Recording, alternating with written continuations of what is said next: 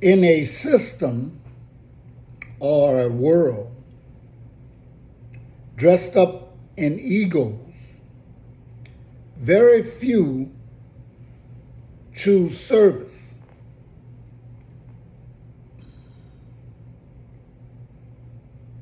It seems that the line for the day needs to bleed the poor and excuse the rich. Last night I sat down and I watched the video. It's nothing to do with celebrities or sports or anything, because real life is important also. And when people are taking food out of your mouth and you can't see that, that's called distraction. We have enough distractions. But I saw something that shook me to the core. It was about a man, an old black man, who was now homeless, but he was prior military, a veteran. But he finds himself in the biting cold with a freeze coming, with nowhere to go because the shelters were full. So he takes refuge in this abandoned building.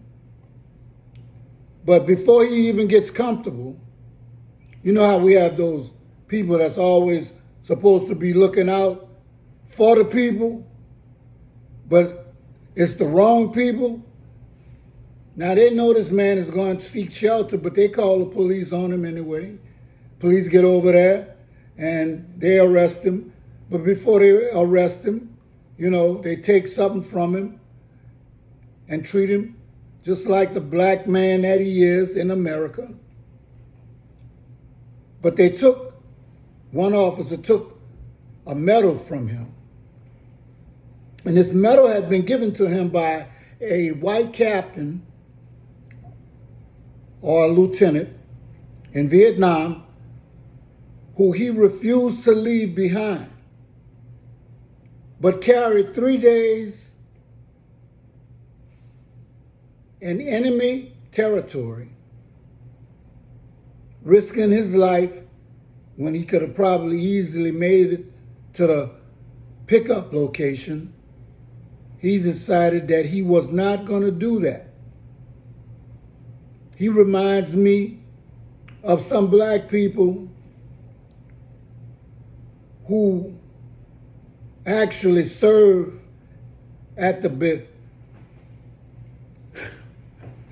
behest of rich white folks who don't care about them, but they're very useful. And I'm not being racist, I'm just talking about a system that is all around us. And that the few white people that we do have, and there's not white people, but people with absence of color, but for right now, I'll use that. The fact is, if you have a few good people,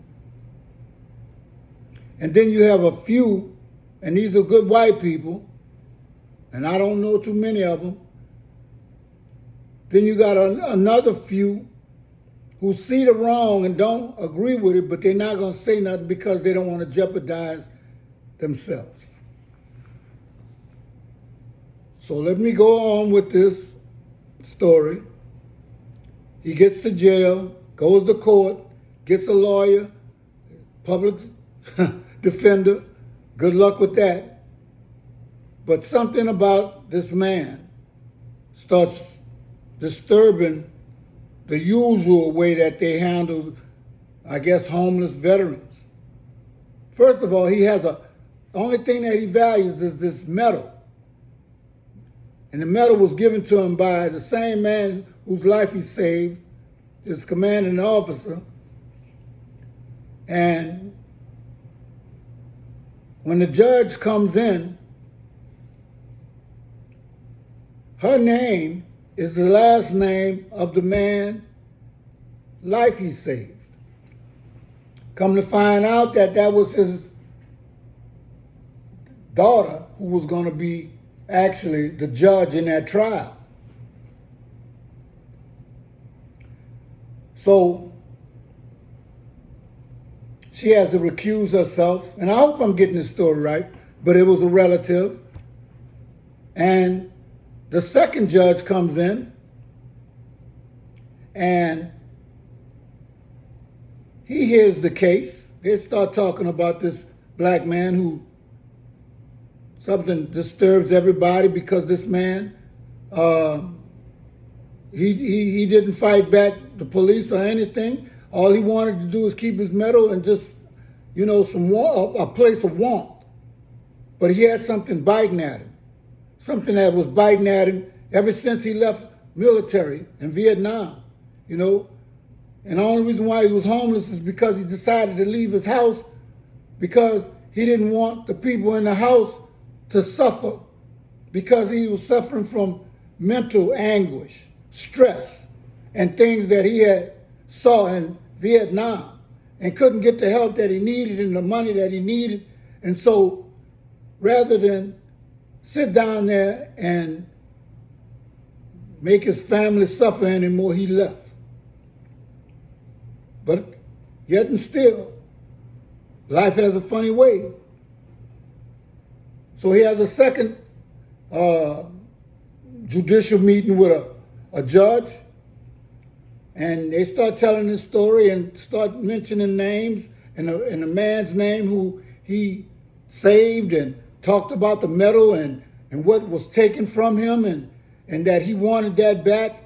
And then his defense lawyer started looking into his case a little longer and found out this man was supposed to be a recipient of the Medal of Honor.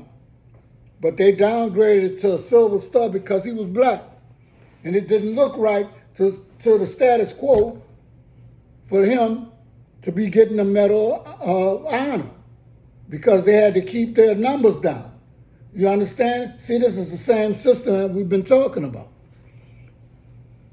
So we find out that the judge, through their going through trial and everything else, find out that the same man whose life he saved also had a son.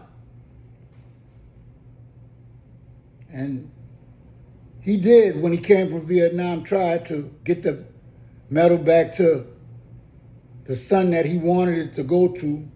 But the mother answered the door, saw a black man in an army uniform, and told him she never wanted to see him again and would not receive that medal. But he put it in a mailbox with a letter, and that letter and that medal found its way back to him, and he don't know how. But anyway, you go through the trial, the judge finds out that that was his father who this man saved, and that he had been trying to give this medal to that judge for over 50 some years.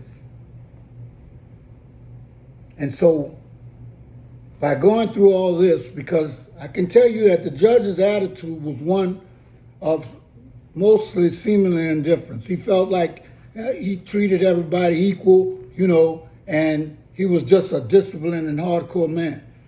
But he wound up saying something that struck me. He said, treating people equally in a system that is fundamentally unequal does not produce justice. It only perpetuates the injustice in a different form. And so it made me ask, why are we so scared to face uncomfortable truths and assumptions that guide us on our own thinking and actions and road of life? Do we really want better? Are we willing to fight for it?